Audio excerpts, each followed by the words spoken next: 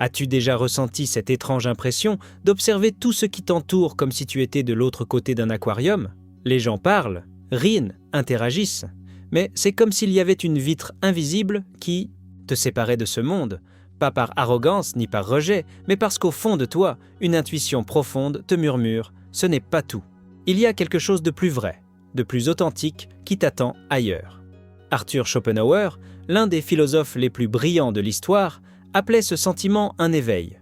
Pour lui, les personnes intelligentes ne s'éloignent, pas de la foule parce qu'elles sont asociales, mais parce qu'elles voient plus clairement. Elles perçoivent que beaucoup d'interactions sociales sont vides, répétitives, presque automatiques, une danse que tout le monde suit sans jamais la remettre en question. Peut-être as-tu déjà remarqué cette danse? Peut-être as-tu déjà eu l'impression que les mots échangés ne voulaient rien dire, que les sourires étaient mécaniques, et que toi aussi, tu jouais un rôle. Et ce n'est pas de la tristesse, ni de la froideur, c'est un signe de lucidité. Dans cette vidéo, tu vas découvrir pourquoi les esprits les plus brillants préfèrent la profondeur du silence à la superficialité des foules. Tu comprendras pourquoi la solitude que tu ressens parfois n'est pas un défaut, mais une forme puissante de liberté. Et à la fin, tu réaliseras peut-être qu'il n'y a rien qui cloche chez toi, seulement dans l'idée limitée que les autres se font d'une vie réussie. Si tu as déjà senti que ton esprit réclame quelque chose de plus vrai, de plus réel, alors tu es au bon endroit. Ensemble, explorons la pensée radicale et éclairante de Schopenhauer sur l'intelligence, la solitude et la véritable signification de l'éveil. Pour Arthur Schopenhauer, le retrait de la vie sociale n'était pas un signe de fragilité, c'était un signe de maturité intellectuelle. Les personnes vraiment intelligentes ne rejettent pas le monde parce qu'elles sont froides ou arrogantes. Elles s'en éloignent parce qu'elles voient. Et lorsqu'on commence à voir avec plus de profondeur, il devient difficile de continuer à faire semblant que tout a du sens. L'esprit éveillé perçoit ce qu'il y a derrière. Le rideau, les jeux d'ego, les rituels vides, les conversations qui tournent en rond sans jamais toucher à quelque chose de vrai. Et alors, inévitablement, un malaise apparaît. L'environnement qui semblait autrefois agréable devient soudainement superficiel. La présence des autres, qui fut un réconfort, devient un bruit de fond. La scène sociale commence à ressembler à un théâtre. Un endroit où chacun joue un rôle, où la spontanéité est rare et où la vérité est évitée. Schopenhauer n'était pas contre les relations humaines. Il ne prônait pas l'isolement par misanthropie. Ce qu'il défendait, c'était l'authenticité. Et pour lui, la plupart des interactions sociales n'ont rien d'authentique. Elles sont motivées par l'ego, le désir de paraître intéressant, d'être admiré, de préserver une image. Le problème, c'est que l'esprit vraiment intelligent, celui qui réfléchit, qui questionne, qui cherche du sens, commence à percevoir l'effort artificiel derrière tout cela. Et plus il le perçoit, moins il peut le supporter. Il ne s'agit pas de mépris envers les autres, il s'agit d'une forme de sincérité intérieure, d'un besoin presque sacré de silence, de présence vraie, de liberté, la liberté, de ne rien avoir à jouer. Schopenhauer pensait que ce malaise face à la vie sociale n'est pas une faiblesse, mais une réponse naturelle chez ceux qui ont dépassé le niveau des apparences pour chercher l'essence. Et si tu ressens cela, si tu commences à te lasser de ce théâtre, c'est peut-être parce que toi aussi, tu commences à voir ce que peu de gens ont le courage de regarder en face. Plus une personne comprend, plus elle ressent. Et plus elle ressent, plus il devient difficile de vivre avec légèreté dans un monde qui insiste pour tout garder en surface. Schopenhauer a été l'un des premiers philosophes à affirmer clairement que l'intelligence et la souffrance vont de pair. Pour lui, connaître le monde en profondeur, c'est inévitablement en expérimenter les douleurs les plus profondes.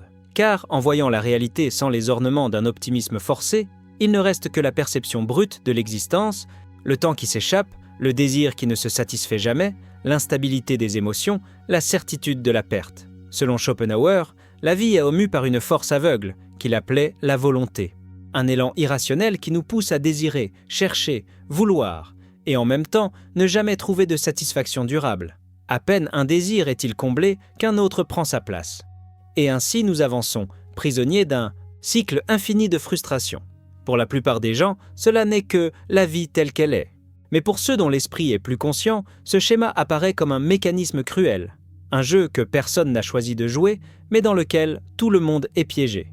Et le résultat, c'est une douleur différente. Une douleur qui ne vient pas d'un événement extérieur, mais du simple fait d'être éveillé. C'est pourquoi tant de personnes intelligentes portent une tristesse silencieuse. Elles ne sont pas déprimées par manque de raison de sourire, Elles sont accablées par un excès de lucidité, par cette prise de conscience que tout passe, tout change, tout se défait, et que peu de gens semblent prêts à l'affronter. Mais Schopenhauer voyait aussi en cela un paradoxe subtil. Cette douleur, malgré sa profondeur, peut être un signe d'évolution. Car celui qui voit la vérité avec clarté peut aussi apprendre à s'en libérer. La souffrance, lorsqu'elle est reconnue et comprise, n'a pas besoin de paralyser. Elle peut purifier, elle peut clarifier le regard, trancher les illusions et faire place à une nouvelle manière d'être au monde. Plus simple, plus lucide, plus libre. Alors que la majorité des gens vit en quête de stimulation, d'attention et d'approbation constante, certains avancent silencieusement dans la direction opposée. Ils choisissent le silence, non pas comme une forme d'isolement, mais comme un acte de préservation. Et ce choix, que beaucoup ne comprennent pas, était vu par Schopenhauer comme un signe de lucidité, et surtout de liberté. Pour lui, la solitude n'était pas une absence, c'était une essence, le moment, où l'être humain cesse de jouer un rôle pour le monde et commence à exister pour lui-même. Et bien que notre société associe encore trop souvent la solitude à l'échec ou au rejet, Schopenhauer y voyait exactement le contraire. La capacité à être bien seul est l'un des plus grands accomplissements de l'intelligence. Car, lorsque nous sommes entourés de gens, nous sommes presque toujours en train de nous ajuster.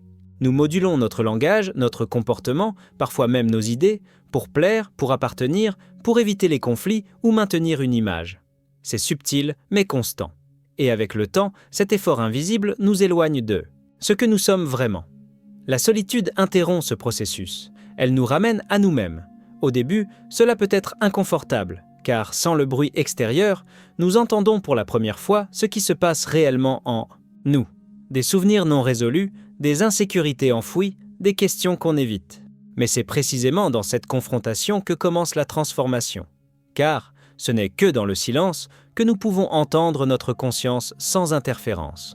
Ce n'est que lorsque le monde cesse de nous applaudir ou de nous critiquer que nous pouvons discerner si ce que nous faisons a, en vérité, une réelle valeur à nos yeux. Et c'est dans cet espace libéré des masques que quelque chose de sacré commence à naître, la clarté. Schopenhauer croyait que les esprits les plus profonds recherchèrent la solitude non pas par misanthropie, mais par amour de la vérité. Car la vérité crie rarement, elle chuchote. Et ce n'est que dans le silence qu'on peut l'entendre. Les livres, les idées, les réflexions. Tout cela s'épanouit loin du vacarme des opinions. L'esprit a besoin d'espace pour penser, pas seulement pour réagir. Et paradoxalement, plus une personne s'enracine dans ce silence, plus elle devient capable d'être dans le monde sans se faire engloutir par lui. Elle ne se retire pas par peur. Elle se retire pour se renforcer. Et quand elle revient, elle porte en elle quelque chose que personne ne peut lui donner, un centre. C'est pourquoi la solitude ne doit pas être redoutée. Elle n'est pas l'opposé de la vie. Elle est l'espace où la vie prend de la profondeur. Ce n'est pas une fuite, c'est un retour à l'essentiel, un retour à ce qui est réel. Quand tu apprends à être avec toi-même, sans hâte, sans distraction, sans masque, tu ne deviens pas plus petit. Tu deviens entier. Il existe un autre élément, encore peu perçu, mais qui accompagne silencieusement ceux qui pensent plus, ressentent plus et voient au-delà. L'ennui. Pas l'ennui banal, dû au manque d'activité, mais l'ennui existentiel, ce vide subtil qui apparaît même lorsque tout semble en ordre. Schopenhauer considérait ce type d'ennui comme inévitable chez un esprit éveillé, car à mesure que l'on comprend que tous les désirs sont cycliques, que le plaisir est éphémère et qu'aucune réussite n'est vraiment définitive.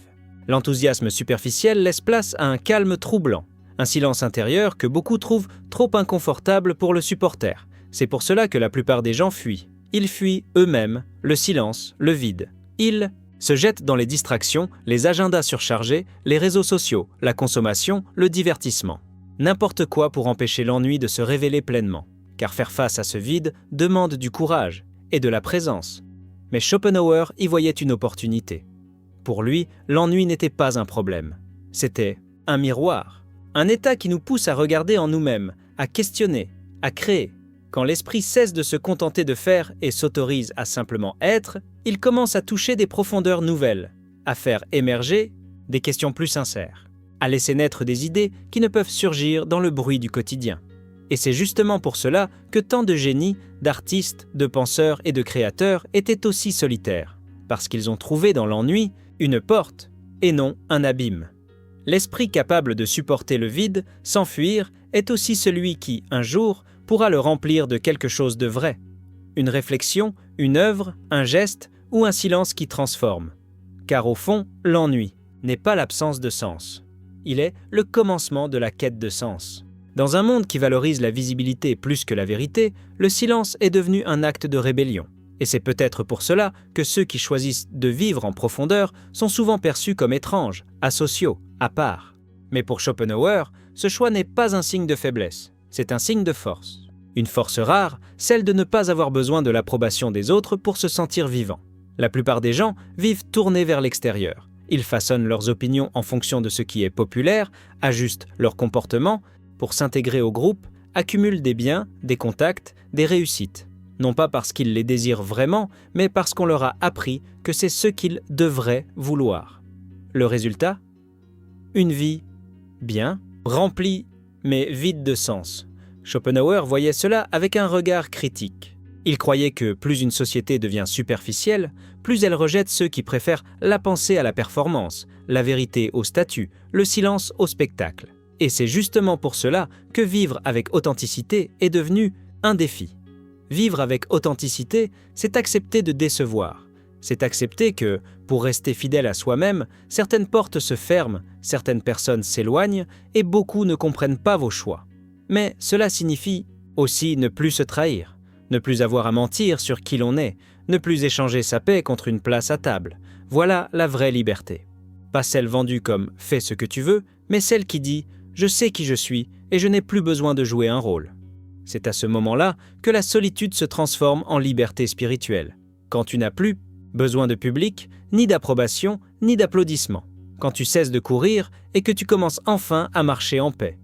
Et ce faisant, tu découvres quelque chose qu'on ne t'a jamais dit. Que la vie peut être légère même, si elle n'est pas facile. Que le silence peut être une compagnie. Et que la profondeur, bien qu'elle soit solitaire, est infiniment plus riche que n'importe quelle foule bruyante. Au fond, Schopenhauer ne nous invite pas à fuir le monde. Il nous invite à le traverser avec lucidité, à marcher au milieu des distractions sans s'y perdre, à être parmi les autres sans jamais cesser d'appartenir à soi-même. Car la liberté la plus rare et la plus puissante est celle de vivre sans faire semblant. Tu n'es pas asocial, tu en as simplement eu assez de faire semblant que la superficialité était une forme de lien. Tu as préféré le silence à la performance, la clarté au bruit, la vérité à une acceptation. Facile.